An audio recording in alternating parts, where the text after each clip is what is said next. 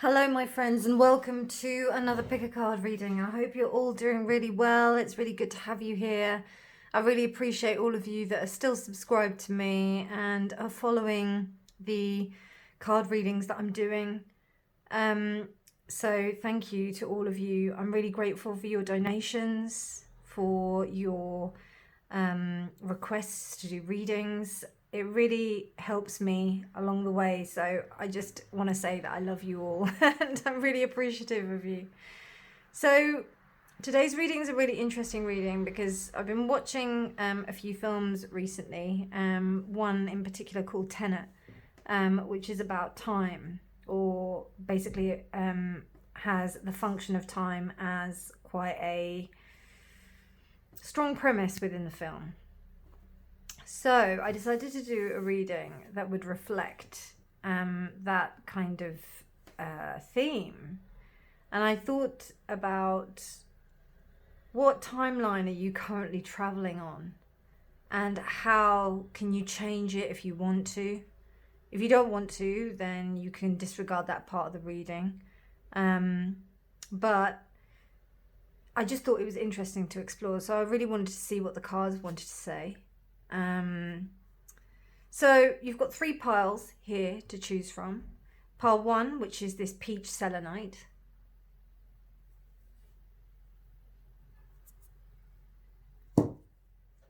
Pile 2 is this raw malachite.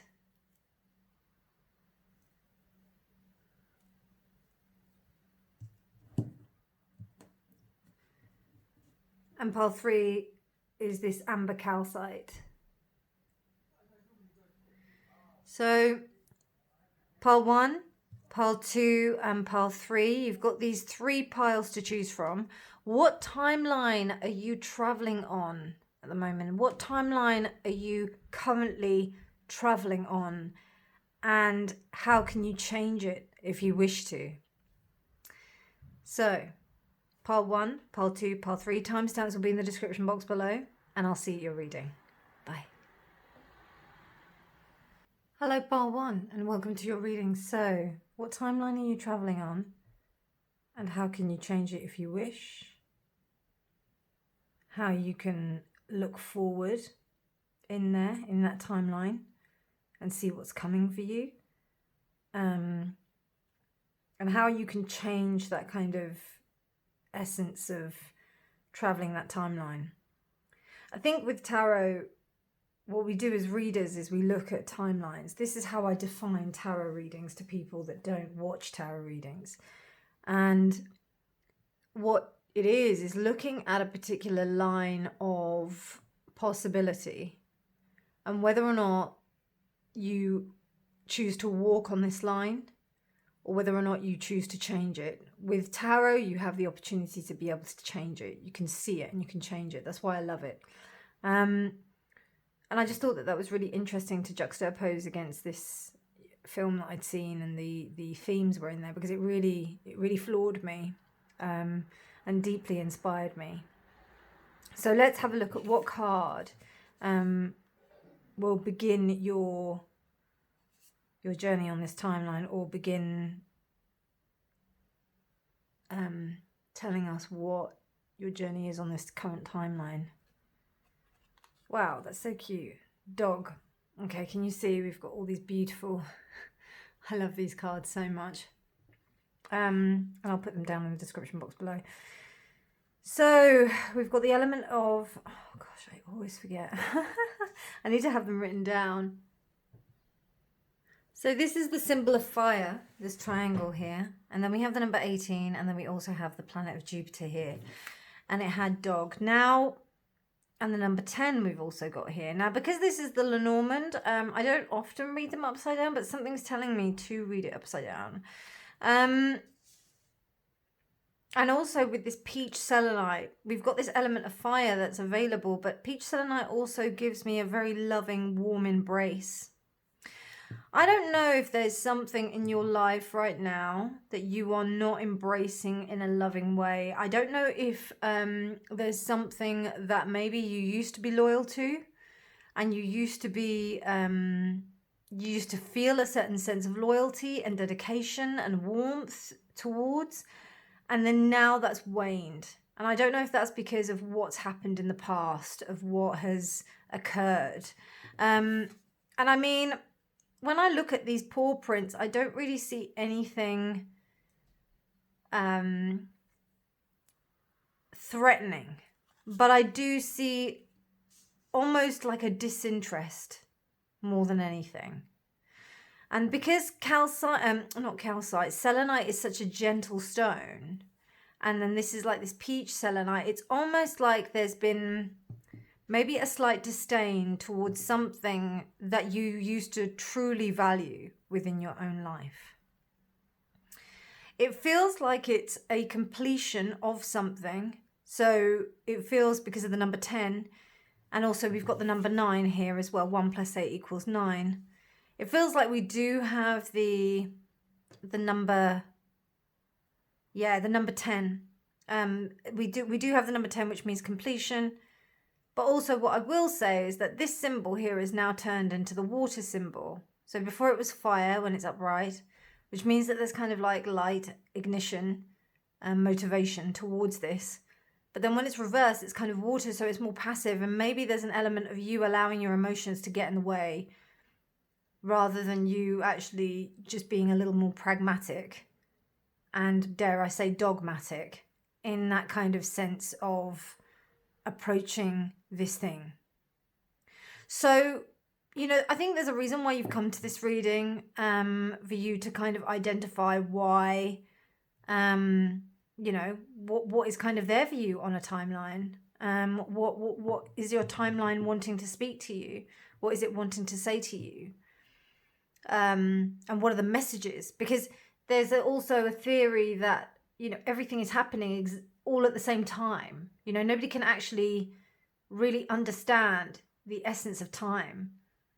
But all we can do is really view the one timeline that we're on at the moment, because our brains can't comprehend the complicity of so many different timelines. So I think, I don't know, there may be also some confusion that's going on, because with water, things can tend to get mixed up, muddled, not grounded. Fire, there's almost like a passion. But we do also have like the two extremes.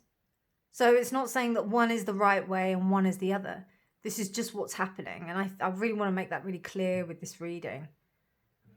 Now, as with all my pile ones, the first pile is always the kind of like initiatory kind of pile that we are trying to assimilate how we're going to like do this reading, or how it's going to go. So at the moment right now, we're just kind of like tentatively feeling the way, as a cautious dog would do. So with that in mind, let's have a look at some astrological kind of aspects.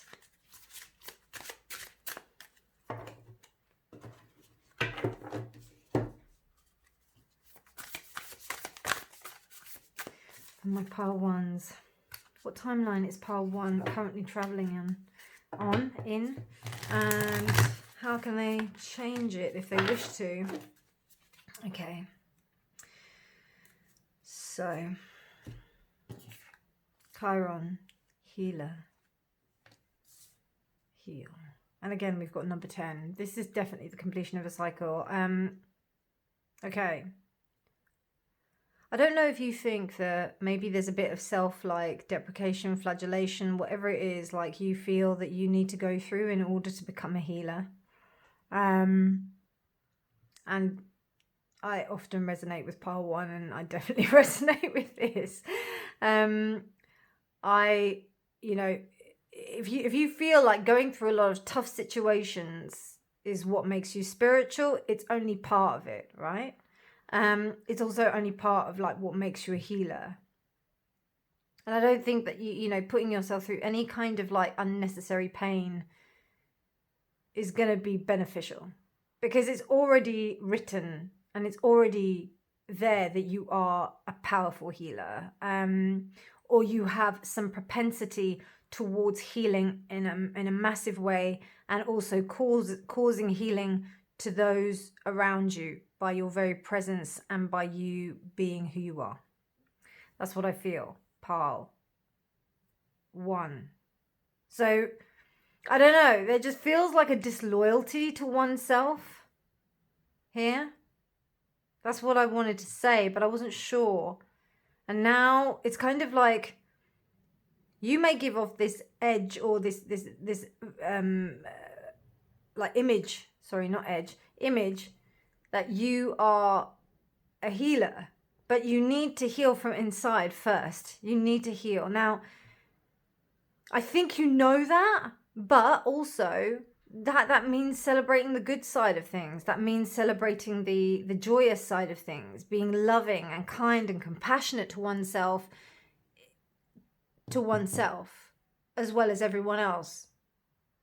Because if you don't exercise that with yourself, then how can you fully know the spectrum of healing in that capacity?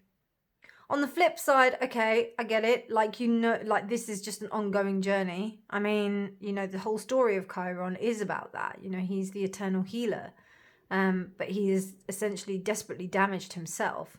So we're always on this journey. And also within shamanic practices, the shaman is known or is attributed to the wounded healer. So we have suffered a lot of pain.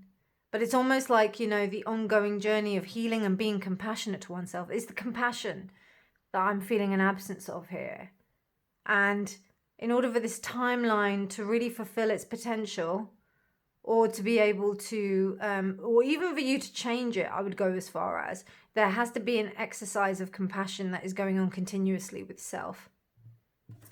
So let's have a look at some other cards. And then I'll be moving on to the tarot. All cards will be listed down in the description box below if you like them. So,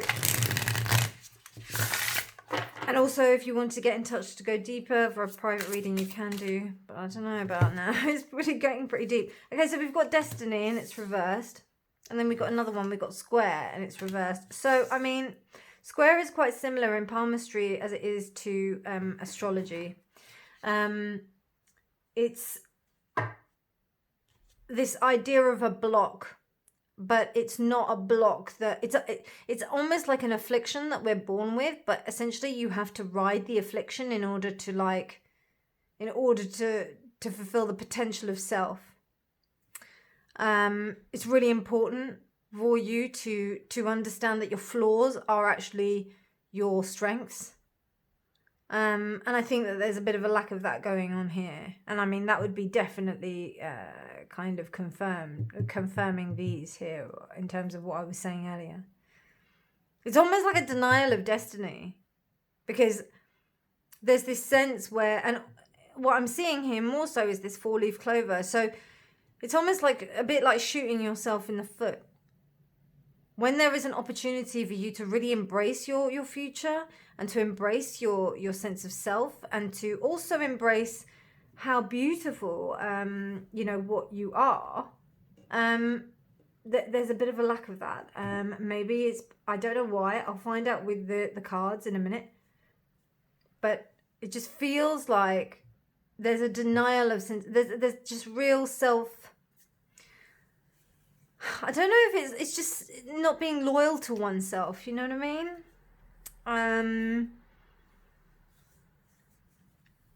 I don't know yet if you need external validation. You might do.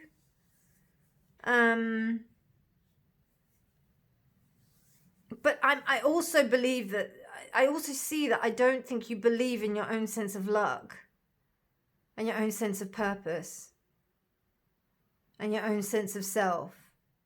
I feel like there's a bit of a lack of belief here. So let's have a little look at some animal energy. Okay, that's a bit too many. I'm sorry, I can't have all of those. I'm sorry, you're going to have to wait.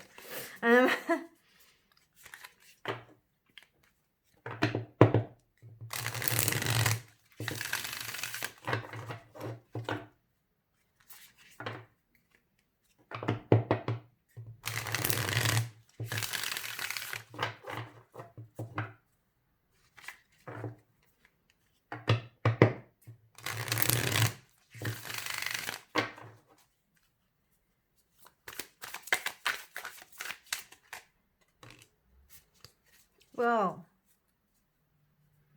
abundance is all around. Something is wanting to speak to you to say, can you please believe in your own sense of abundance? It is there. It's interesting. There's a sense of non-believing. I'm curious to know why that is. Interesting, really interesting.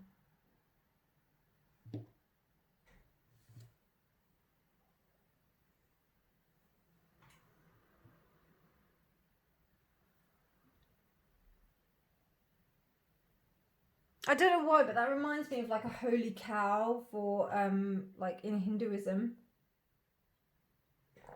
Like the image just looks very holy. So there's something about you. I don't know if people see you as being abundant and they see you as being a healer. They see you as being this person that is really enriching them. But then internally, I'm not sure. I don't know if you're feeling that way. Okay, let's have a look at what's going on, and then we're going to see how you can change it. Timelines. Can you tell me more about part 1's timeline and the timeline that they're traveling on?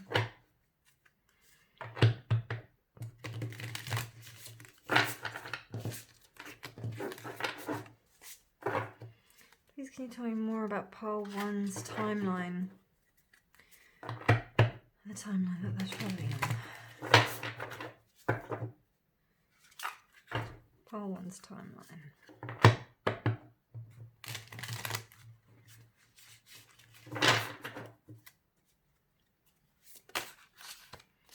Okay, so we've got the world. So again, this completion of a cycle.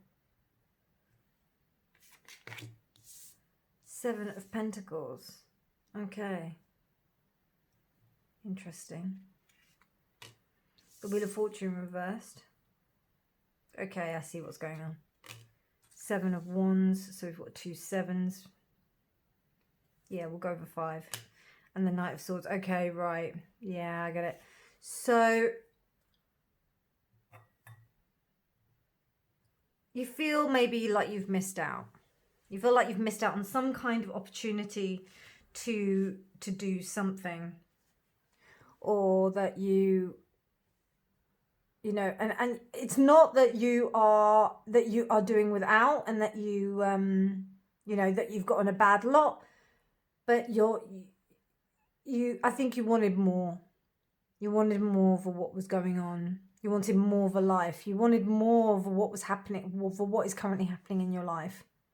Even though you know, like, this is the thing. I think you fully understand that if, you know, you understand the principles. Oh yeah, I should be grateful. I should be, you know, I should understand all of these things that I've said, because you are a healer and you do this with other people and you're really able to push that forward. But yeah, there's this deep kind of sense of a lack of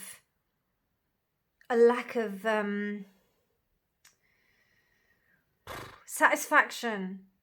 It's like, yeah, I know, this is great. I've got what I've got. Yeah. And I mean, to be fair, like, I get it. Because we're still in the 7s, and you know, you're feeling like you should be in the 10s, you know? It's kind of like, you know, you're at level 7, but you want to evolve up to level 10, or you want to complete it, or you want to get up there, and you haven't yet. And then it's kind of like, oh, well, I haven't got it there. Why haven't I got that? And there is a sense of being quite kind of, I mean, personally, I would see the Queen of Swords reversed as that kind of self-flagellating behavior, but I do also see that as self-deprecating behavior. But it's interesting how I said flagellating. But this Knight of Swords as well. Usually the Knight of Swords would be just going in and just not having any fear. And I think when you're in this space where you're feeling abundant, it's really good to have no fear. And something just came to me, like, people who have a lot of money, particularly like young kids or whatever, like whose parents have a lot of money, they go off and they do crazy stuff, like becoming race car drivers or doing like extreme sports or stuff like that. And it's because they have like a real sense of freedom, not just freedom, financial freedom, but it takes a certain someone to want to go and do something like race car driving. Like you need, you know, because this is something that could cost you your life. It's not, you know, that thrill, that exhilaration.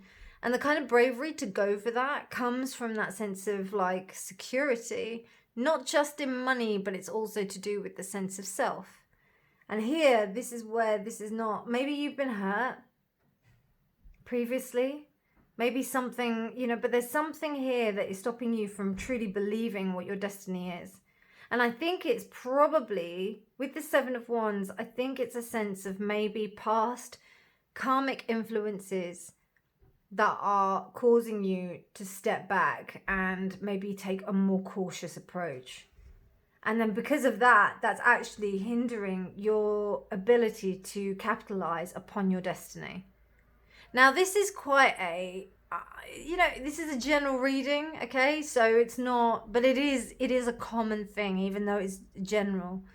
So, you know, I think that's a very strong indicator of you not to feel alone within this sense. But I do also feel that it's important that you realize that this is all within your power, and you've got a really good opportunity to be able to do something really special with that, you know? So let's have a little look on how you can change this and move forward. So currently, okay, so let's just recap. Currently, you're on a timeline where you are currently in a state of lack of belief in oneself. But it's almost like you're doing the thing, but you're not really believing it. It's almost like it's a bit imposter syndrome, you know what I mean? Like you don't feel like you're supposed to be doing it. But it actually is your destiny to do it, like full on. I mean, we've got 2 destiny cards here, and we've got the World. Like that tells me completely that this is what you're supposed to be doing, but there's something that's not being embraced here. So there's almost something like a key that needs to be unlocked. Like it's almost like, you know, this kind of commitment and loyalty to oneself will be the key in unlocking the ability to see your flaws for what they truly are, and that they are actually your powers, and being able to step into a space of accepting your destiny, because there may also be a sense of denial about your destiny as well.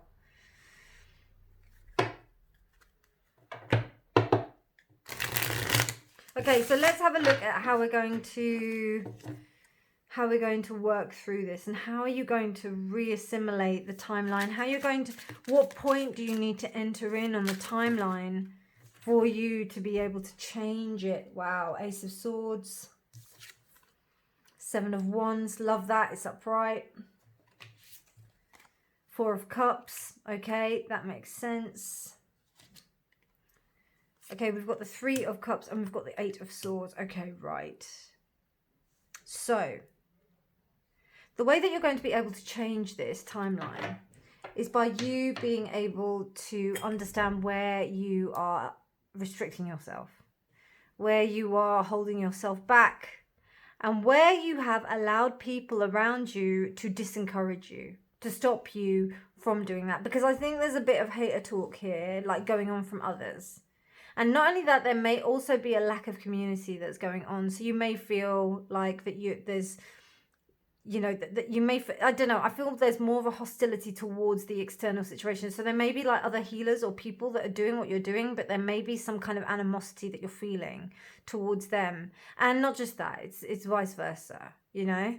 So maybe they've said something about your, or maybe they've behaved in a particular way, which has actually caused you to stop feeling like, you know, you can actually be who you're supposed to be. With the 7 of Swords clarified, or 7 of Wands clarified by the 8 of Swords, comes back to that thing I was saying of you being really clear about like where are you stopping yourself, because this is very much you. Like you can change this. You can absolutely change this. Absolutely.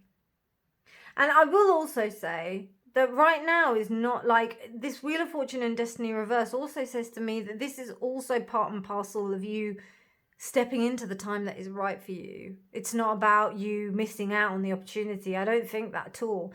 In fact, I think that this is all in preparation for the moment to be right, because otherwise the Wheel of Fortune would have been upright. And also, you know, that there would have been something to tell me that you've actually missed out on it. And I don't think you've missed out on it.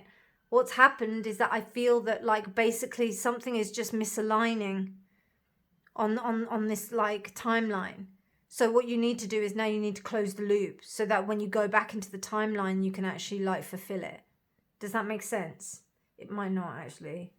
What I mean is that sometimes we have to accept the fate of what we like, accept where we are now, so that we can go back and we can change it again once the opportunity presents itself again. Very simple, you know, like in terms of like making, you know, making a different choice. You might find that you're in a situation where you have made a different choice, be that 3-4 years ago. But then, or maybe even a year ago, whatever the time, but when you were previously presented with this choice, and now you're moving into a space where you're like, actually, I'm going to do something different here, and I'm going to take the opportunity. I think, to be honest with you, I think you're going to really see that, because I think you kind of like understand what the consequences are of those actions, and you can't miss out on opportunities. You can't.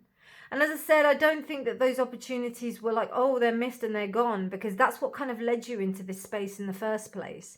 I think it's more so the fact that you're aware of where you were and the person you were back then, and now you're making different choices now. Now, as I said, this is general, yeah? This is like common knowledge. This is what we do anyway, yeah, right? But I'm just talking in the respect of there's something quite personal to you, and I've been sensing it with a few people that I've been talking to. They've been presented with particular situations that are repetitions of things that happened to them 10 years ago, and now they're faced with a choice. Do they follow the same choice that they did when they were like back in 10 years ago, or do they do something different in order to manifest a different timeline? So I think this is really important, like for you to just consider. And if this doesn't resonate, it doesn't resonate. But, you know, just something to think about, ponder about, because these are quite interesting concepts to think about and just consider. Nothing is black and white. So we've got the 7 of Wands that is clarifying the 7 of Pentacles, which means to me that there's a sense of you like actually understanding that you have been complacent, and how the complacency that you've been exhibiting or you've been doing has actually stopped you from moving forward. In a way, maybe stopped you even evolving into something. You know, I always see the 7 of Wands as like kind of a phoenix card, almost like rising above and conquering your ghosts, you know, ghosts of the past, things that do not you know, that haunted you before, and now you conquer them. So it's really interesting. And then the Ace of Swords, I think being clarified by the world, there's that real sense of you like being able to really cut through the BS and be clear about it, because you can kind of see this really clearly. You can see the places where you have almost looked a gift horse in the mouth. You can see the places where you're limiting yourself in terms of your limiting beliefs. And then you can see another space where you may have trusted people that didn't deserve your trust. So, and it's not quite 7 of Swords, but 3 of Cups reversed is people who are not really out for your best interests. So I think that this is something also to consider. So now we've got an opportunity for you to actually manipulate the timeline that you're in. Let's have a little look at... I want to have a look at some healing energy first. And kind of, you know, like, because within shamanism as well, like within the majority of spiritual practices, we travel through time. Tarot, shamanism, clairvoyance, you know, it's a thing. So I just find it exceptionally interesting that, you know, how we can approach these from different like healing modalities. Okay, so we've got here, I don't know if you can see that because all of a sudden it's gotten really dark and it's going to start to rain. We've got healing energy and it's 20 and it's reversed. I see this almost as a seed. I don't know if you can just about see that. I might have to change the lighting in a bit. So we've got healing energy here. It is reversed, 20. Interesting because we've got 21. So I'm feeling a little bit of the call not being heeded. The main thing I'm getting here, pile 1, is that you may not follow your own advice, right? You may not follow your own advice when you're giving it to other people. And I think you really have to embody and trust yourself in order for it to shine out of you and for this kind of like image of this seed to grow. And it's really interesting. Again, we've got a hand. So you may be Reiki practitioners. You may be practitioners that deal a lot with handwork. I've just been doing a little bit of research into tensegrity, which, funnily enough, I think is quite similar to, you know, Reiki practice or like some kind of like energy manipulation practice that we work with in terms of that. Aura practices. So, and they're all the hands are down. So this is telling me that there's something about you being able to draw up and manipulate the energy in an effective way. And I think if you believe that you can do that for yourself, then you can move a bit forward with that. I'm just going to switch on the light. Something just compelled me to look at hands down. So there seems to me like there's a hand, a needing to be grounded. So I hear that. That might be what's going on because you're trying to kind of ground. So if that's the case, it's important for you to make sure that you're walking in nature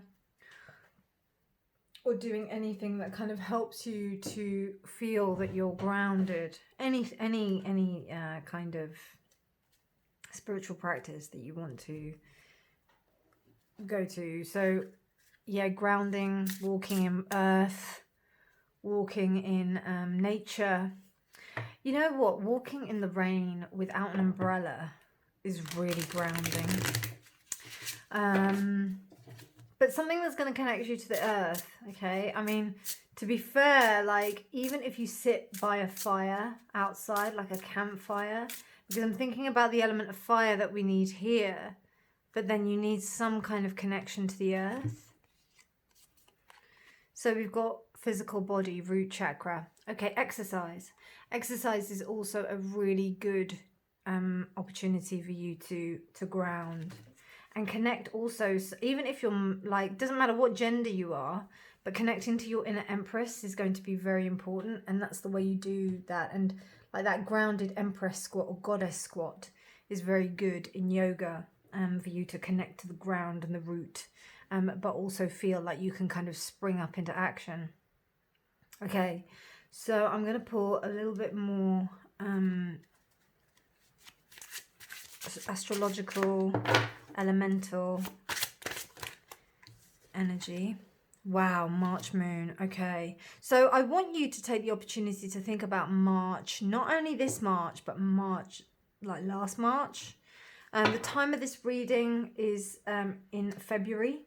So there's a point where basically, you know, we might, you know, there may be something very important for you, the full moon in March. And just to let you know, also, I'll be holding moon circles, and these will be on, oh, the rain is really coming down now. That's really interesting. I will be holding them online. They will be at GMT time, but there's also, that's Greenwich Mean Time, but there's an opportunity for you to join and be able to utilize the power of shamanic journeying with Reiki. I do also do a little bit of tarot during those sessions, but this will be an opportunity for you to like really kind of ground the energy. But otherwise, something also may be happening around about that time. I'm just noticing we've also got this ladder in the tights. So, you know, it's not perfect. And I think that that's really been the running theme here. Like, we expect things to happen in a certain way, and when they don't, we believe it's not what we want. And I think when we let go of that, then we can actually embrace the fullness of our possibility within that timeline. So let me have a look. So March moon could be really important as well. And yeah, do check out the event. I will be posting that up probably after this reading goes live. So you'll see the details for that. Okay, so we've got here serendipity. Bright new prospects are on the horizon. I think this is, again, just harking back to the need to believe that you can have good things happen to you, you know, despite things that may be going on. March is also indicative of the, indicative of the spring. So it's indicative of spring. So, or in the northern hemisphere. In the southern hemisphere, it's indicative of the going into winter. So it's kind of, you know, it's almost like in this understanding of this transition, and that the transition is uncomfortable, and it's not something that we can really, you know, that we can, I wouldn't say as much as depend upon, but it's depend upon the actual word that I want to use. You don't want to place too much importance on it. That's what I'm trying to say. You want to just embrace the change. So yeah, that's what I'm sensing. Okay, so to close out the reading, I'm going to pull one of these cards, which is the let me just double check what they're called. This is the Arcanum Vitae deck. And this is a beautiful deck, which allows us to kind of just question where we are at the moment. I'm going to have to read from the book because I don't know what the actual meanings are. They're quite in depth, basically, but first of all, I'll read it intuitively, and then I will read it more deeply if I need to. Actually, I've just had a look. I think I've confused these with some other cards, so let's have a look.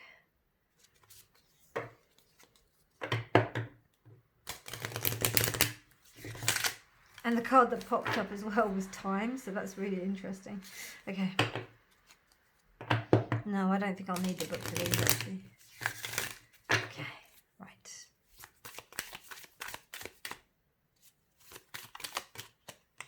Wow. Life purpose, and we'll pop that in the middle. And it's Cancer. Number 7. Number 7. Right, listen, yeah, my loves. Number 7 is a crappy number. I'm not gonna lie. It's an intense number. Some of you may think it's like your favorite number of all time, and I'm telling you, it's an intense number. It used to be my favorite number, and then I realized how difficult it was. But I think the main thing here is just really recognizing that things need nurturance, change, and even the idea of change needs to be nurtured, and your own responses to the ideas of change need to be nurtured, because once we embrace that, then we're able to fully, and this is an ongoing journey. I tell you, anybody that tells you that they've got this down, I'd have trouble believing them. So I'm not saying this from a position of like, oh, you need to change your life. No, like, or you need to believe that change is inevitable. And I think it's just a consistent understanding. And as somebody who's meditated for hours trying to, or attempting to kind of condition myself in a way that I can be more accepting of the things that change. You know, there are going to be things that happen that you don't like, and that's fine. But then you have to also understand that that changes too. Like, the bad things change, the good things change. Everything changes. And that's fine. And then once you kind of are able to get on your surfboard and surf that wave a bit better, then you're able to like really step into into your life purpose. And I mean, I don't think you're far away from it, Par One. I think, to be fair, like, I think you really understand it in a way. I think it's better than you think it is. I really do. I really do, Par One. I think, and I feel, and I just want to give you a big hug, because I want to tell you that not only is it going to be all right, but it is all right. It is all right. Like, you are amazing. You are fantastic. Your healing energy gives so much to others. Now it's time to give back to yourself. Pearl One, I hope you enjoyed that reading. That was deep and quite transformative. If you liked it, please do give it a thumbs up. Please do subscribe for more videos. I have to catch my breath because it was like, wow. But otherwise, my darlings, I hope you enjoyed it. Let me know your thoughts in the comments below. But otherwise, have a beautiful morning, evening, night, day, whenever you're choosing to watch this. And remember, if you want to get in touch for a private reading, please do. Also, my donation and all that stuff is down in the description box below. But take care. Have a beautiful day, morning, evening, night again. And remember that honesty is always key. Bye. Pile 2, hello and welcome to your reading. So, what timeline are you currently traveling on, and how can you change that if you want to? Malachite. All of the stones that are in this reading that come with the card choices, I believe, are ites, I think. Hold on, wait a minute. Actually, no, they're not actually. That was a fib, sorry. But it is an ite. So what that would say to me is that the first thing that's coming to me is that with stones that usually end in ITE, you can't soak them. You can't like put them in water, because they will create,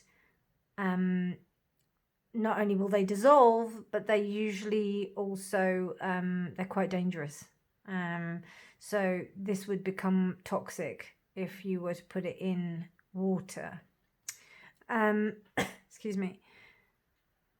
This is truly such a beautiful specimen of, sorry, I was looking at it then, but a beautiful specimen of malachite, unusually so as well. Malachite is deeply protective. It's deeply protective, and it almost acts as like a real sentry guard, one that would attack in a way. So I feel that you have been, I wouldn't even say defensive, but you've had to react in a defensive manner in this particular timeline. Let's have a look at what the card has to say. Key, interesting. And then we've got Earth. Earth and the number 33. I don't know if you can see that. I don't know if you can see that. There we go. So we got, yeah, 33, and then that's 6. And then Jupiter, which is a fortuitous planet. And then you also have number 8. So I just get the feeling that you're aware that you do have some potential in this timeline. And that things, you know, you're grounded in the reality of that. You also understand your sense of influence.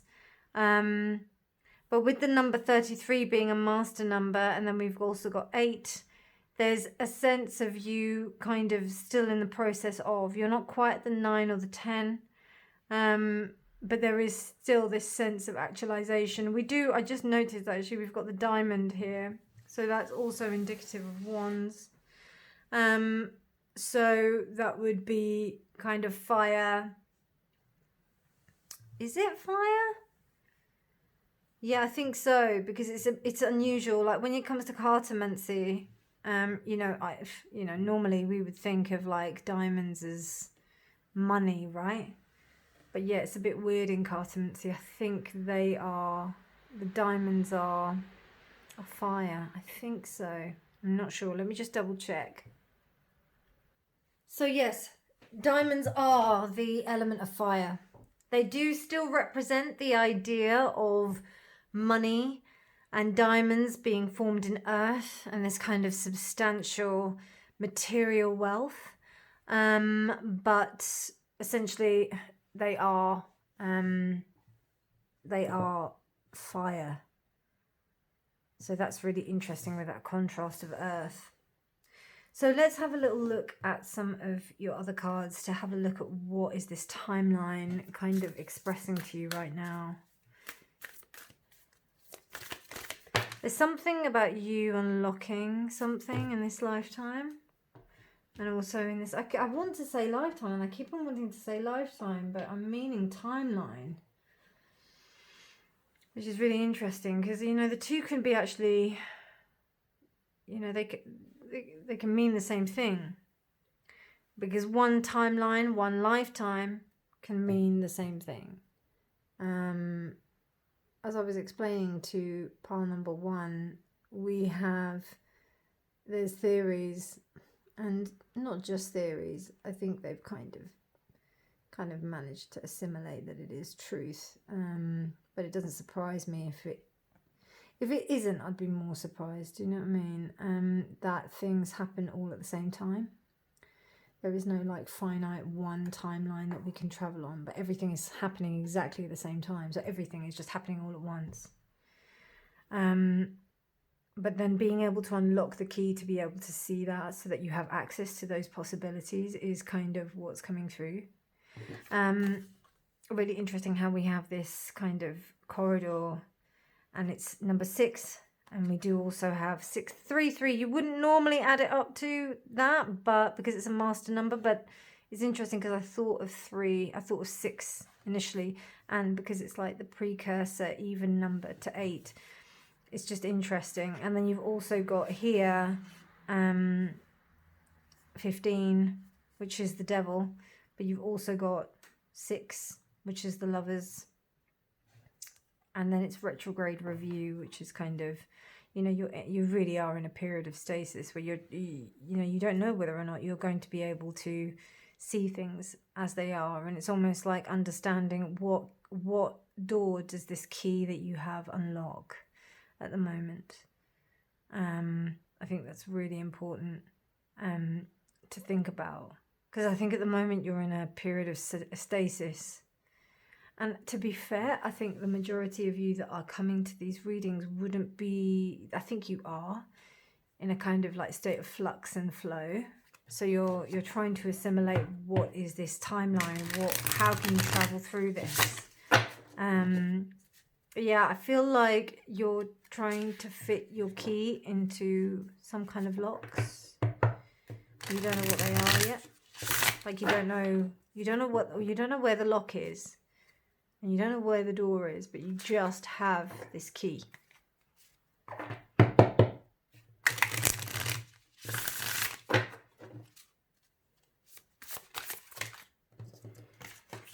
Okay, so we've got... Are they all reversed?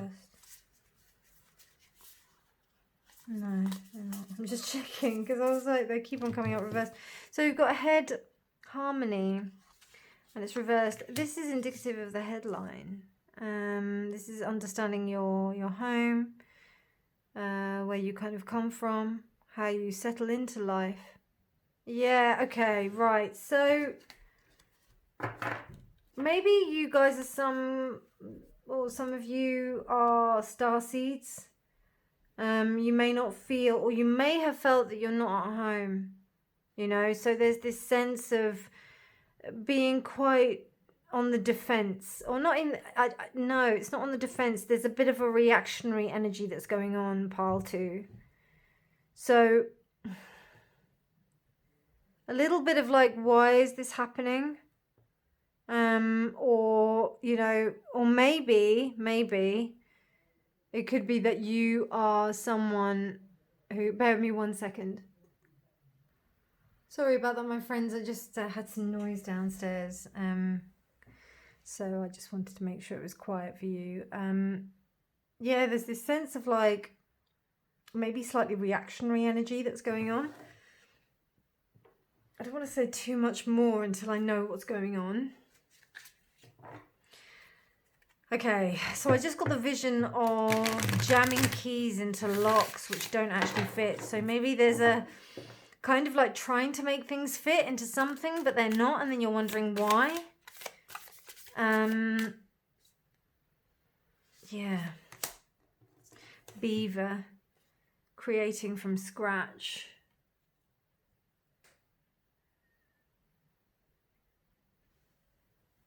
I mean, I get the sense that like you feel maybe that you're having to continuously like start from scratch again, because it's like you're having to start again.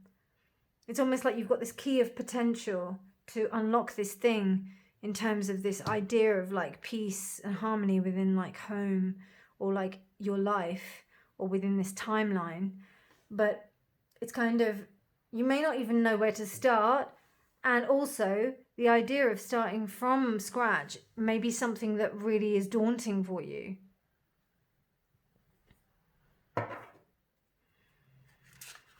And that would perfectly encapsulate that retrograde card, because you kind of like think, you know, you kind of feel that you've gotten to a certain position and it's almost like you feel like you've got to get things figured out.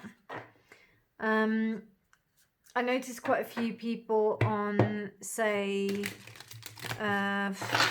what is it? Not Instagram, but like, yeah, Instagram or like Facebook profiles, when they look at social media and they see all of their colleagues, their peers, their friends doing things that they're not doing, or getting far, or getting to a certain position in life. I'm not saying that that's you, but I just feel that there's a little kind of thing. And I don't know if that's jarring it. Like, I don't know if this is actually just part of the timeline. Because I think it might be. It may be a sense of you having to map out in this timeline. And then you know what you really want so that you can create it. You know what I mean? What I do sense is a bit of impatience. And I get that from this, from the stone. Okay. Oh God, they're all sideways. No. I want that. No. See, this is. Yeah, you really are traveling. Like you're kind of parallel with the timeline, but you need to step into it. Okay. Yeah. Right. Okay, right. Yeah, this makes perfect sense. So.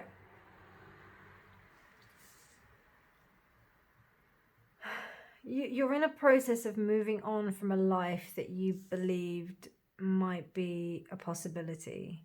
It's quite similar to part one. It's really interesting, but it's told in a very different way. And I don't know, it may have been to do with like maybe you were in love with someone or something. It feels like it might be a relationship. Or it just didn't work out. Like they might not have like it could have been that they just didn't want a relationship for whatever reason. Like it doesn't have to be that they went with someone else or whatever. They may have moved to a different country. I don't know. But it seems like there's something of destiny that, you know, there was a chance of happiness, but it just wasn't realized. It couldn't be realized, and you've come to peace with that to a certain extent. Bless you though. It was really tough to do that. Really tough to do that. And that's kind of why like you're kind of like, oh my God, I have to start again. It may even be that you know, you were in a relationship. Yeah, I feel like you were in a relationship.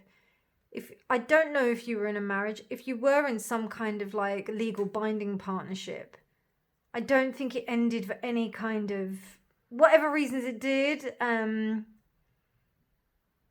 Like, I don't see anything really truly malicious. What I do see is an importance that is put upon the expectation of the future that you had. And because of that expectation, you actually, you know, that's what's actually dictated this timeline in a way. So now you're having to go into a space where you feel that you know, where you can actually change it. Because right now you're in a position where you can walk through a gateway. That's not to say that the things that you have got are not great. They're amazing, and I think you know that. But like you want so much more. So to get that, there's almost like this kind of assimilation of understanding what you've got, so that you can move on. Very similar to pile one, but absolutely not in the same way. This is more like you starting anew, like starting fresh, or not even starting fresh, but it's almost like you have to clean the slate in order to start again, to build your happiness up. And that, my dears, is really tough. Okay, so let's think about the question. If you want to change your timeline, how does pile 2 change this timeline? Or how do they better navigate this timeline? How do they step into a place where the timeline is just better? How do they change it? Okay, 9 of Cups, that's interesting. 9 of Cups reversed. 2 of Pentacles reversed. Strength reversed. Okay, what's going on? Pile 2, what are you doing? Queen of Wands, wonderful. And the King of Wands. Okay, right. So, pile 2, you truly believe that this was a connection that was like maybe some kind of destiny. I think what's going on here, though, is that it might have been, right? It might have been, whatever the connection was. Because there's this marriage of the King and the Queen of Wands. I think, okay, there's 2 things I'm seeing here. That even though it was a beautiful marriage between two counterparts, there was a destabilization process going on. Actually, yeah, and that destabilization was kind of like walking away from it. The whole period of you healing from it, actually. So that's just the one thing. The whole period of you like walking away from it, trying to basically reestablish your ground. It took everything. And that's not similar to pile 1. It took everything that you needed, that you had.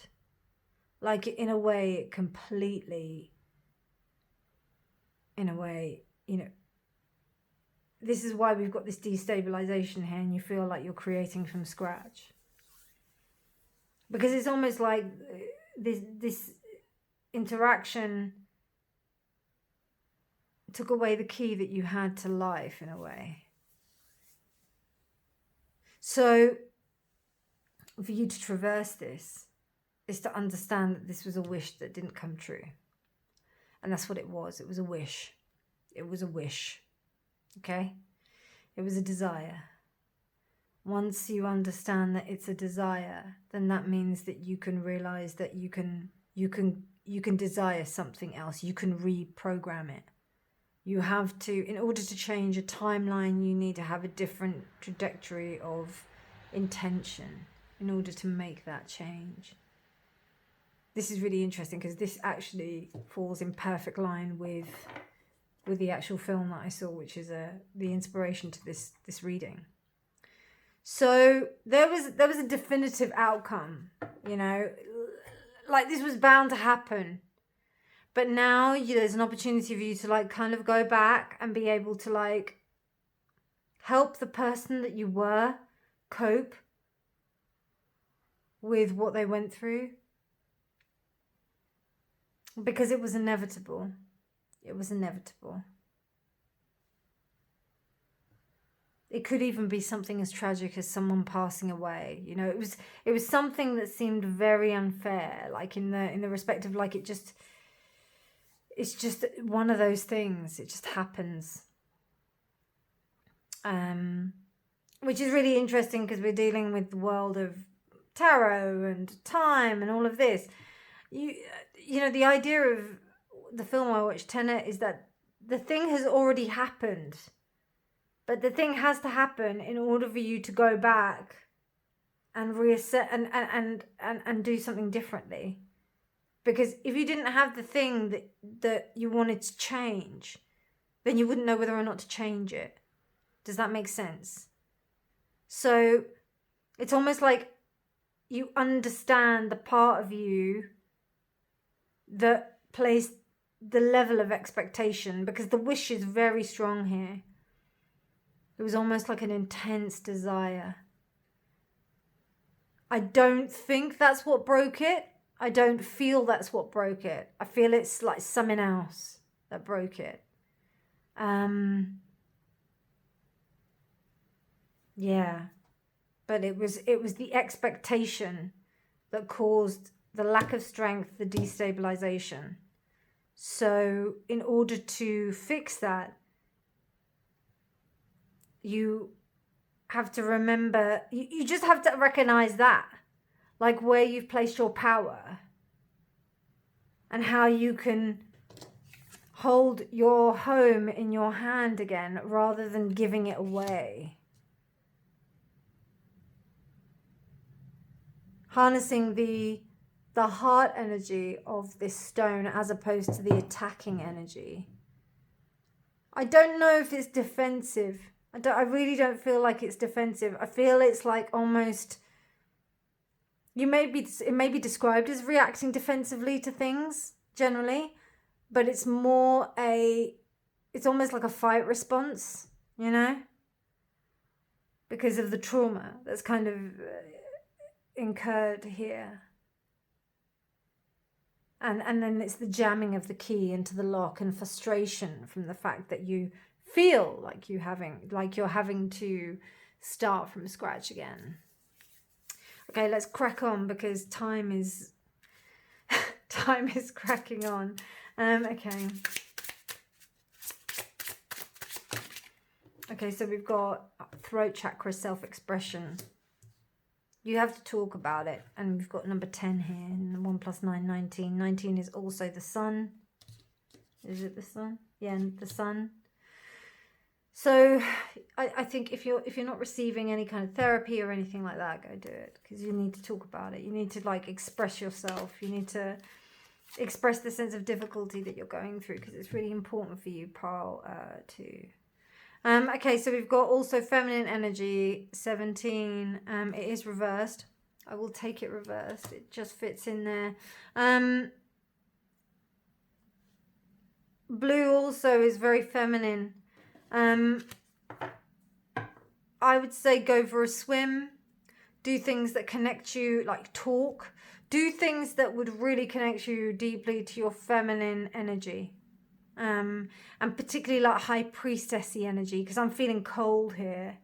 It's almost like there's a balance that needs to be, okay, so that's why you're being quite, okay, that's why the erratic kind of sensation I'm getting. It's because you need more water here. You need more water. And funnily enough, we've got earth there, but we need more water. And we also have the King of Wands, the Queen of Wands. We also got the element of fire. So it's almost like there's nourishment. I would even go as far to say go to the sea, because the sea is an amazing place to kind of grieve. Whatever it is, it doesn't have to be a person. It could be a thing, an idea, a life, whatever. Grieve it. Get out of your system, go, whatever it is. If you've got like an inclination to want to be near water, follow that, because I'm feeling that's really strong. That will help you to heal and also help you understand the tides of time. The way time flows. I've just noticed something. Can you see that? Can you see that? Okay, so that could be either a waning, well, it could be either the waxing or waning moon. So it's definitely, you're just on the precipice of dealing with this, but you just have a little way to go. Okay, you got 2. We got surrender, but it's reversed. And then we got vision, which is upright. I will take them both like that. I think you need to see yourself doing a bit better than you are, because that's why there's a lack of clarity there.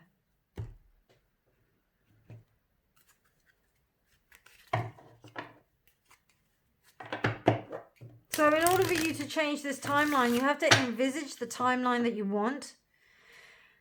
That might be quite difficult, Paul.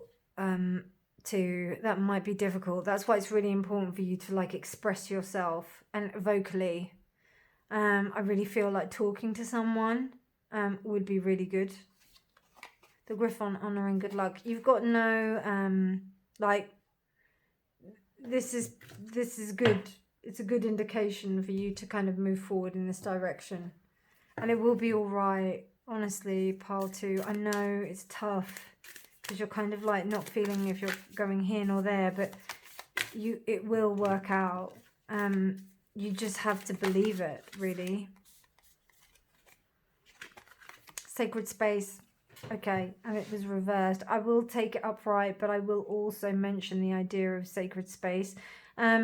In the reverse, I think there's a sanctity of self, and again there is similarities to pile 1, so you may find something there. A sense of love towards oneself, a sense of honoring the sacredness of oneself. Even it being in this space, there is a sacredness about that. There is some kind of like there's some kind of lesson that is here to be learned. And also like this idea of creation of home for oneself. Home is where the heart is, right? It's not where we're trying to be. I mean, I know a lot of people that put their sense of home in someone else. And of course, you know, this is a normal thing. I totally get that. But you have to make it, but there's something for you to be able to put the right key into the right lock. Like to even find the door for you to put the key into. There's something for you to kind of really understand about you creating your own sense of space so that you don't react, you know, with this sense of attack, agitation, frustration. Almost like hypersensitivity in a way, you know? And I mean, being hypersensitive, like, this is a good thing, but we have to understand, we have to have boundaries, right? And that's difficult when you don't know where you're going. So I think, you know, if you express that even to someone, find a safe space where you're like, I don't really understand, like what's happening right now. But I can take time to speak to you, my therapist. I would highly advise a therapist, yeah, right? I mean, friends are great, yeah. Don't get me wrong. But a therapist is usually paid to do that, you know, and they will have that intention. Whereas a friend, they have their own kind of biases and they love you, of course they do, and they want the best for you, but they have their own biases. And also, it's a little bit too close. If you can't do that and you can't afford therapy, write it down. Write it down. Self-expression also, and the throat chakra also culminates in the sense of journaling. Very, very powerful. Very powerful. So make sure that you're involved in exercises like that to be able to help ground yourself in a way, because so that you can eventually find this key, this lock to your key. I hope that made sense, pile 2. That was an interesting reading. If you liked it, please do give it a thumbs up. Please do subscribe for more videos. And please do share in the comments if you wish to. But otherwise, my darlings, please do take care. Have a beautiful morning, day, evening, night, whenever you're choosing to watch this. And please do remember that honesty is always key. Bye. Hello, pile 3, and welcome to your reading. So you chose this beautiful honey calcite, and also this card here. The thing that comes to mind is this sense of releasing deprivation, releasing sensations or feelings of deprivation, kind of stepping into one's sense of self-esteem. And because this is like a honey color, which reminds me of the solar plexus chakra, but calcite responds more to the higher level chakras. This is about having more confidence in your abilities, be it mental or psychic. So there's something about that that's playing here within this timeline. And let's have a look. Wow, moon. You're the only pile that got your card upright, this one upright. So I don't know whether or not you would really want to change your timeline, pile 3, but it does seem that you're stepping into, and it also got the number 5, which is 32, 3 and 2 add up to 5, and we've also got the number 8, and we have hearts, which is to do with emotions. So, and then we also have water. So I think that this is to do with your depth of your intuition right now. You are riding a timeline which is about your intuitive qualities, about you developing your intuitive qualities, about how you are accessing your intuitive qualities, and also your psychic kind of abilities and powers. I'm not going to be surprised if not a lot is being revealed to you right now, in the true spirit of the moon card in the tarot. But you do also have, with 3 plus 2, that equals 5, and we've got 8. So the strength card corresponds to number 8. 32 equals to 5, which is the Hierophant. So this is very much a learning experience, almost like a schooling, if I may say it. So there's an education that's coming to mind about this, and it's really interesting because what I'm doing now I haven't done for any of the other piles. I'm shuffling the cards while I'm talking about the moon card because I feel like I've got a lot to say about it, but I want to shuffle the cards while I'm talking about it. The other cards I kind of like stopped and, you know, just did the cards, but something's telling me to continue talking about this while I'm shuffling the other cards. So there's a lot of mystery that's going on right now. You may not know the path that you are walking or the timeline that you're traveling. Maybe a reason why you came to this reading.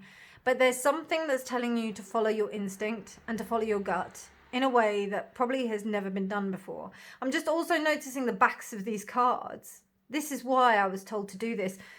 Because you've got these symbols here. Look at these moons. They're everywhere. And we're not just talking any moons. We're talking about crescent moons. So it's either waxing or waning. So it seems like some kind of thing is waning and something is waxing. Meaning something is getting smaller and something is getting bigger. Interesting, pile 3. Very interesting. And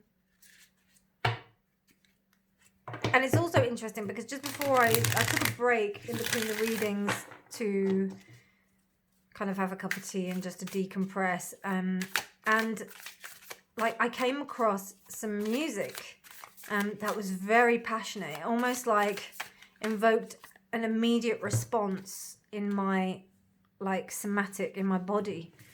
Almost made me feel just want to burst out crying. So, and that's very moon. So there's something deeply emotional, deeply intuitive, deeply connected with the kind of intuitive aspects of our nature that is coming into play here. I mean, my pile 3s are always my, like, you know, they're the ones who are like super far ahead of everyone else, like, you know, and I'm not having any bias, I'm just saying. And I rarely am ever pile 3, I'm normally pile 1. And that's not to say any of the other piles are better than the others. It's just that it always astounds me with the psychic development of pile 3. Like they usually are like kind of, like they're the kind of end game usually. And this is no exception. It kind of feels like, and I think there's aspects of all of us, like pile 3 in all of us. But I feel like there's this this road that you're traveling. You may have traveled it before. It may be also like Dark Night of the Soul kind of vibes. It seems like you have done this timeline jumping thing already. Like you're already adept at it. Okay, so let's have a look at your cards. Okay, so we've got, okay, so all of the cards were reversed for the piles. I did check on this and think, oh yeah, like, have I not shuffled them right? But they were all reversed. So this is the thing that you want to change. Bracelets. I can't, oh no, I do remember what that is. Okay. And then we've got Sagittarius, expand. Interesting. And then we've got Bear, power of introspection. And we've got a moon here as well. Okay, so very similar theme to all the piles. There is a lack of being able to really accept one's sense of the gifts that one has been given, the blessings that one has been given in life. Not to say that you're ungrateful or anything, but it just seems to me like there is like a disregard for some of the gifts that you've been given. And this might have, you know, this is why there's this kind of sense of not really appreciating like your true sense of value within this realm, if that makes sense. And I don't know, pile 3, you may be seeking it elsewhere. And that's why the power of introspection has come forward, because there's almost a sense of you causing you to, I don't know, with Bear, I kind of get like a maternal instinct, and also Moon is the mother. So there's something about embracing the maternal sense of self for yourself.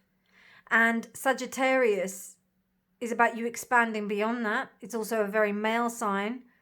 So in respect of you being able to apply that to yourself, how do you walk towards yourself in a sense of expansion, in a motherly sense? That's what I'm getting. So it's like, okay, you've got all this expansiveness and exploration, but how do you do that with a motherly overtone, in a motherly way towards yourself, so that you can embrace your gifts? That's what's going on here. And I think that's what the want from this particular writing of this timeline is going. I think that's what's what you want from here. Because I don't know if you've been able to do it before. I think you might have tried before, but you might not have been as successful. And maybe you have explored different ways of doing it. So maybe you've like done astral traveling, you've done meditation, you've done tarot, you've done gong, whatever, right? You've done all sorts of spiritual practices, yeah? But it still hasn't hit home. And the reason why is because this introspection card is here.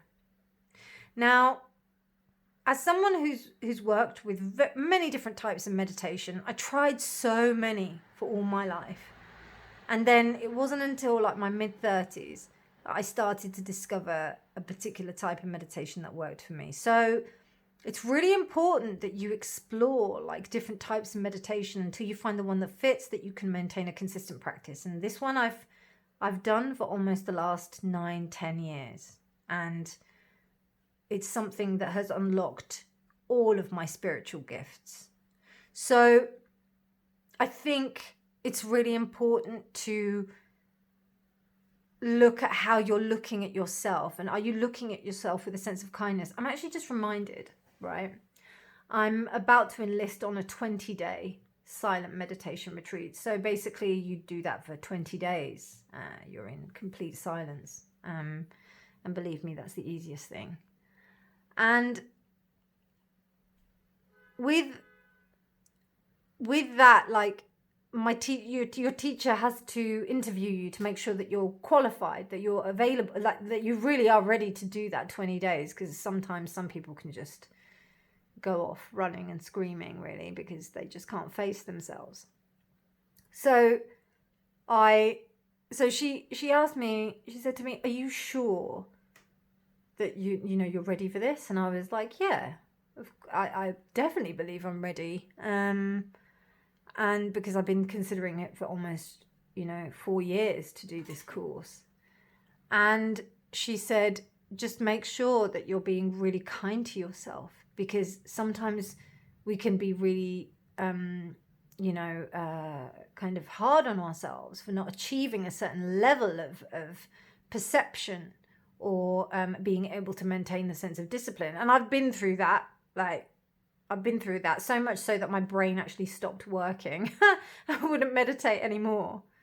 And I was almost bullying my brain into trying to meditate in a certain way, and it just didn't work. And for those of you who are going to say, of course it didn't work. Of course it didn't work. But, you can tell anybody anything. And I think that should be really clear within the spiritual community. Like, you can tell anybody whatever they like. Yeah, right? You can say, oh, yeah, you want to connect to higher dimensions of yourself, or you want to do this or travel on this astral journey or do this or whatever. People have got to experience it for themselves in order for them to gain the true understanding of teaching, of reality, of integrity, which is what this channel and myself stand for in terms of the spiritual community, and in terms of a spiritual practice. So that's what that's about. It's about you being able to look at yourself with real introspection, without the judgment of thinking, I haven't achieved this, spiritual ego, I haven't done this, I haven't achieved this sort of thing, I don't have this thing, I don't have what others have, I don't have a following that what other people have. You're exploring in your own way. And I think understanding, that will give you a greater sense of understanding in terms of recognizing how time truly works for you. So I watched Tenet, which was this kind of understanding of time and being able to assimilate, understand that things have to happen in order for you to manipulate the time. Whereas this is more inception. So it's almost like you can, it's not that it's already happened. It's the fact that you need to have a really clear intention. This is more about intention, and also recognizing that how you've been acting previously is not going to get you the same, it's not going to get you the results you want. So you've got to do something very different. You've got to do something different. Okay, not something very different, but something at least slightly different to get where you want to go. And if that means acknowledging your gifts in a way that you haven't done before, then maybe that's something for consideration. That was my hard talk there. Sorry about that little lecturing there, but it really wanted to come out. I don't know why. And also, for those of you who are like, what is she talking about? Why is she saying this? I'm saying this all to myself as well. These readings are very much, a lesson for self. They're never like a lecture. I kind of I'm just telling myself as well as you. So please be appreciative of that. And honestly, if it doesn't resonate, it doesn't resonate. And also, this is a general reading.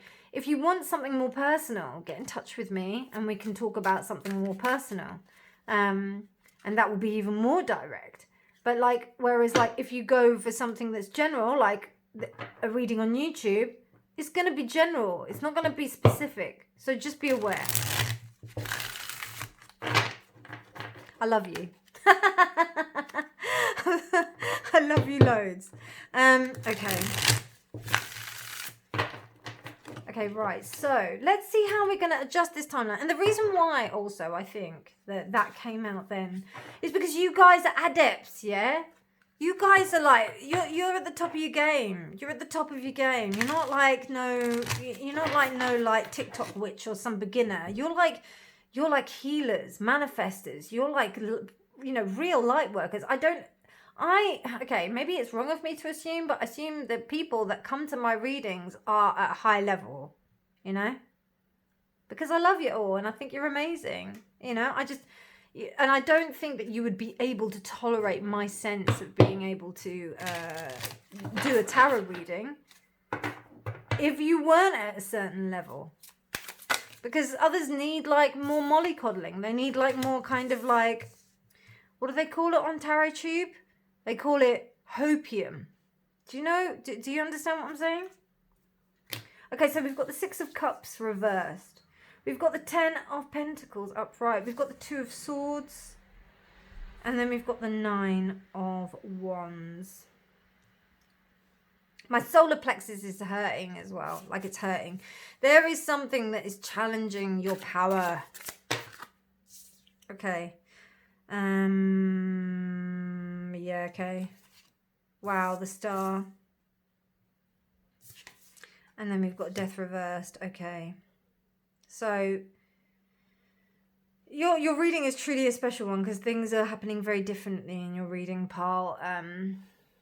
Pile 3.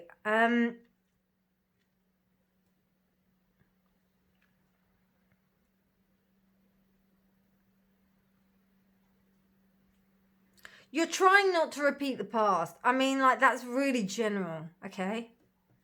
You're trying not to repeat it because it just gave you too much grief. Gave you too much, as in grief, as in like hassle. It gave you, it was too much of a crappy experience. And defenses are high.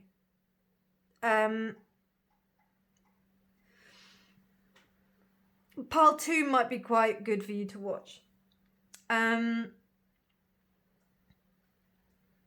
You're divinely connected. Like, I can't even get over, I can't even tell you how connected you are, like, to divine energy, to a sense of altruism through your spiritual practice. Yeah, because we've got the Star, Aquarius, that whole sense of really believing that if humanity pushed itself towards a particular goal in terms of expanding itself, they would totally transform. And you hope that. But during the process, you've come across a sense of hierarchy that makes you not really confident in saying what you want to say. And it also makes you devalue yourself. It makes you feel that what you've got to give, it's almost like you know that what you've got to give is so precious, and you're being told to embrace it. To how do you step into your power? How do you do these things? But how can you when there's this kind of sense of one-upmanship, of this kind of like keeping up with the Joneses, of kind of it's just not really filling you with a lot of dare I say trust. And I don't feel that you're really able to communicate yourself in an effective way. So what's going on here is then, because of that, there's a stagnancy that's occurring. You can't transform effectively. You can't even transform the situation because you can't seem to step into the shoes to be able to do so, because you feel bound by the limitations of what is expected within this situation, within this timeline. How do you change it? Okay, let's have a look. And I mean, it's something to do with, okay, this is internal, but it's not to do with work on the self. Does that make sense? It's about how you are and about how you communicate, but I'm not entirely convinced that this is about you healing something within yourself. I don't think that. This is about how you are able to communicate in a different way so that you create a different outcome, so that you don't end up being defensive, so that you are able to vocalize yourself in the right way, and that you are able to transform something as beautifully as you hope for. Because this kind of like I don't know, man. It seems like this kind of community is just acting a bit fuckery, and it's causing you to like really kind of like behave in a certain way that you wouldn't want to. It may even be that you might be in a situation where you dreamed of being in a you dreamed of being within an industry, you dreamed of being in a job or something like that. And then when you get there, you realize that it's just cutthroat and it's not as good as you thought it was going to be. And that's of no fault of your own, and that's of no fault of you wishing that you wanted that, kind of adhering to your values of wanting to change things within a system. But sometimes the system is so deeply ingrained that, it's almost like, how do you even you end up slowly becoming part of the Matrix without wanting to be. You know what I mean? If any of you have seen like the last Matrix, you can just see that happens with Keanu Reeves' character. So yeah, and I didn't like that film. But maybe it was a very interesting comment on how we are in society. I don't know. Anyway, okay, so the Six of Cups is clarified by the Page of Wands. The 10 of Cups is clarified. I wondered when we were going to get one of these bad boys. These are extra cards that come with the deck, and none of the other piles have had it. But of course, you, my pile threes, you'd get it. Ascension. Yep. About right. Knight of Cups, 8 of Pentacles. Okay, right. I see.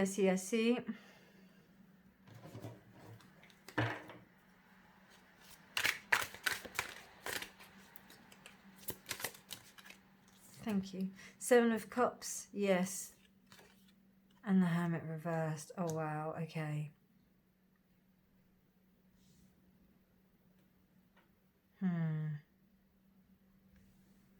So, I mean, I think you know where to step in on the timeline. You know where to kind of intervene. I think you can pinpoint the exact point of where you entered this timeline and how you can restructure yourself to complete the timeline and then start it again. I have confidence that you know how to do that because you're my pile threes. Ascension with the 10. I think, I'm not saying this in terms of like being judgmental or any kind of like, them, us kind of mentality. But it's almost like you are ascending above the situation in terms of any sense of competition. The Page of Wands gives you the humility to be able to do that. Because it's almost like approaching it from a female, receptive, childlike position. But still a court. So it's still in terms of relating to people. But you are able to look above it without being judgmental. It's really useful. Because then this is how you communicate with various different groups of people. I've done it many times. Like, you have to be friends with people. You have to be compassionate towards people in order to do that. And that starts with you being compassionate with yourself, But if it's easier for you to be compassionate with other people, then that's all good. And I think, to be fair, like you've laid the groundwork for this. Like, it feels like you've assimilated some good relationships to be able to, like, I just think that in your personality, you're really able to communicate with people in a good way, that helps you to understand a situation, for your best interest, so that you can kind of not accumulate, but you can cultivate this sense of compassion for the situation. Because, say for example, it's like within the spiritual community, everybody is coming from a wounded place, right? They are trying to help people. But unfortunately, because it's not regulated, or because we have no kind of form of regulation, because don't even get me started in how are we going to even like regulate that kind of thing, because I don't know. So, it's just in a sense like understanding that. I saw there's a guy called, I think he's called Charles Missy, and he was having this intense kind of badgering podcast about people who do psychedelics and how young people are doing psychedelics, and then they all of a sudden are seeing that they're enlightened and they are, you know, carrying on in the air of spiritual narcissism. And I mean, to be fair, like, you see it all throughout the spiritual community. But and one of the comments underneath was like, aren't you being judgmental? And he actually said, yes, I am being totally judgmental, and that's fine. Please share with me your thoughts. So, you know, there's that kind of acceptance of him being that way. But then what would have been really interesting is for him to have been able to put it across in a way that didn't seem like he was attacking anybody. And I think that that's the really important thing, you know, making sure that you're in a, and this is harking back to what I was talking about here in terms of talking with different groups. If you make sure that when you're interacting with people, that you're not attacking people, or like you're not causing them to feel in a way. And I'm not talking about like telling them bullshit so that you can say that they're, you know, you can blow smoke up their ass and then they'll be all right. I wouldn't recommend that unless you were in a state of like life or death. Like, you know, sometimes you have to do it in that respect to save your life. But then when you're being with people, you know, there's a way you can communicate with them that you can actually maintain the integrity of what you're saying. And I think you know this. Like, I feel like I'm preaching to the converted, to be honest with you, Part 3. But like, I think it's nice to be reminded, right? And I think, you know, because you're in this level of defense, you know, I think because of you maintaining that kind of sense, there will be people that will come to you that will be unexpected. Like, I feel like you'll get some allies, for sure. You get some allies that will back you up. And not only that, I think they'll fall in love with how beautiful, you know, really the spirit is that wants to come through in terms of this sense of spirituality. Because even though I'm talking about the moon being the sense of intuition, remember the moon is water, and water is a volatile like element. Like, all of the elements are pretty volatile at times. And the moon, in its like, what is it called? When it's like in a kind of disturbed state, it's like Poseidon that's like going nuts. It's like a sea god that is just raging, you know? And the power of the sea. Oh, God, my God. Okay, right. You want to know how funny this is, right? So just before your reading, as I said, I was just listening to some music. I think I said this before. And the song I was listening to, you're going to love this. It was called The Song of Storms. It's from Zelda. It's from the soundtrack of Zelda. And yeah, it's called The Song of Storms. So that's you are literally traversing the storm. You already know, like, you guys are seasoned sailors, captains, whatever you want to call it, both, you know, because captains are sailors, right? And now you're like, right, okay, you're on your next voyage. So how do you employ a whole load of sailors that are, you know, how do you get them on your team to help you, you know, with your vision and your insight? It's really interesting. And, you know, there's a sense of clarity that's come from past experience. So, I mean, you know, you want to go on this new timeline with people that will get you, that will understand you, that will understand your vision. You've also got the Hermit and Death. I think you realize that in order for you to come out of a sense of stagnancy, you have to associate with other people. You can't do this alone. So I think there's also a sense of you understanding what the difference is between introspection and being a hermit.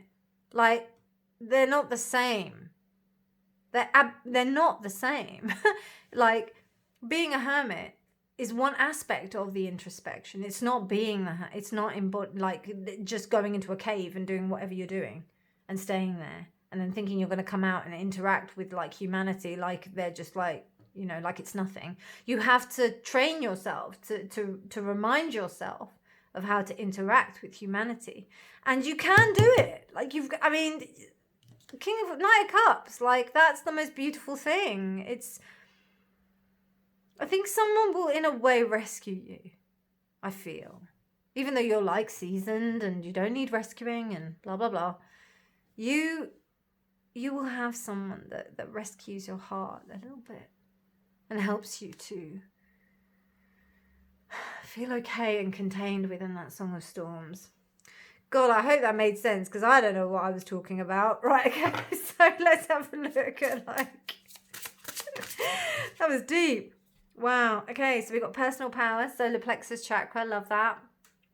So the sun has come out to help you. And also number 10, fire. So you've got like this fire element that's trying to temper that. And remember, Sagittarius is mutable. So there's this kind of flexibility with understanding and expanding yourself. Pile 3. I'm loving this reading. I think it's great. It's so funny how I was listening to that song. Oh my God. I was like, there's some significance that you're wanting to listen to this song. Wow. And the first song that I was wanting to listen to was called Fee's Farewell. And Fee's Farewell comes from a game from the Zelda series, which is called Skyward Sword. And it's about the spirit of the sword that works alongside the spirit of the hero. And the sword, the energy is going to go. So she is essentially saying goodbye to the hero. So there's this idea of where you're like kind of like letting go of, you know, what you may have thought was your power, but then actually it's to embrace the container that allows that power to return at any time, at the time when you really need it, because there's other things that you need to get on with right now, and there's other things that you need to like work on.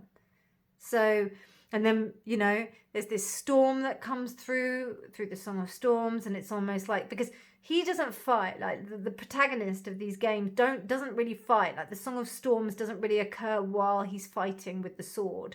So it's more about the dexterity of traveling and understanding the sense of the transition and navigating that sense of transition.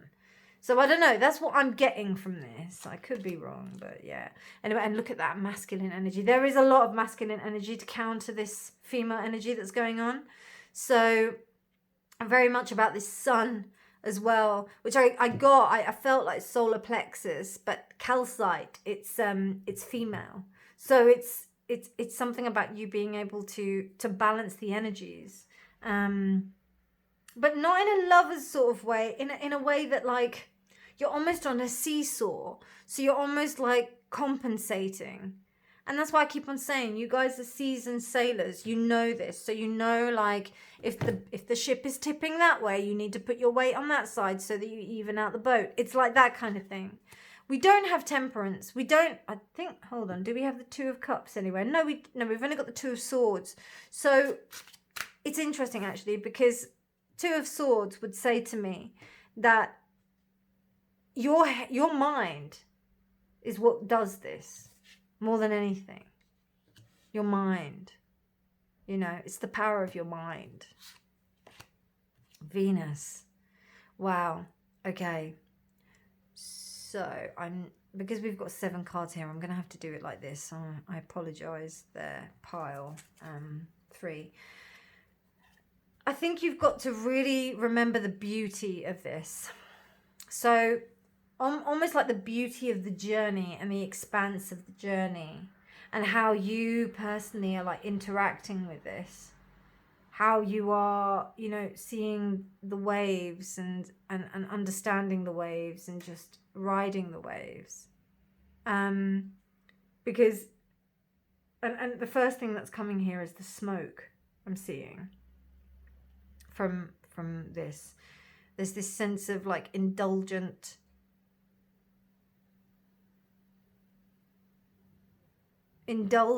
that is present within the observation of this situation and how this timeline is unfolding for you. I think it's important. Because this is the thing, as I said, and I've repeated it many times in this reading, I think you've done this a lot. I think you've been around the merry-go-round quite a few times. So now, it's almost like you being at peace with the things that you can't control, and then just enjoying the fact that you can come back round and sort it out, you know? Because you can. You really can. Like, in a really powerful way. I hope this makes sense, pile 3, because I have no idea what this is about. So follow your intuition. I mean, you know, that's what's been said throughout the whole thing, really. You're an adept. I'll say it again. You're an adept. You know what you're doing. You know that you know what you're doing. Trust yourself. Jesus Christ, trust yourself. Trust your power. Trust yourself. Trust that you can do this. It's not going to go right all the time, but trust it. Trust it. Okay, last card to close this out, because I feel like I've been through a storm, I'm telling you that. Right, okay. What a message. What a message. Whew. Anyway, right, okay, here we go. Last card. Wow. Karma. It was reversed, and I do want to take it reversed. Here we go. For those of you that, I don't know if you might be able to see it. Okay, so it's number 11 and it's reversed.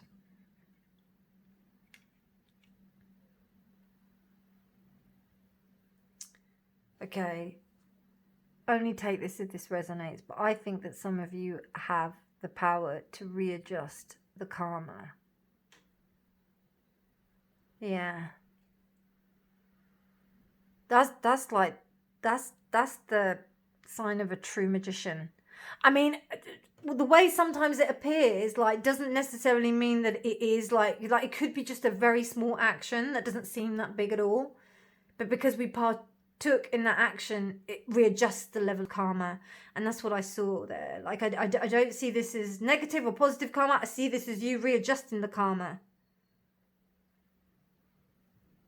That's big, pile.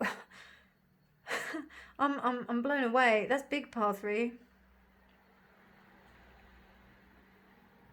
Again, look at this, like this club.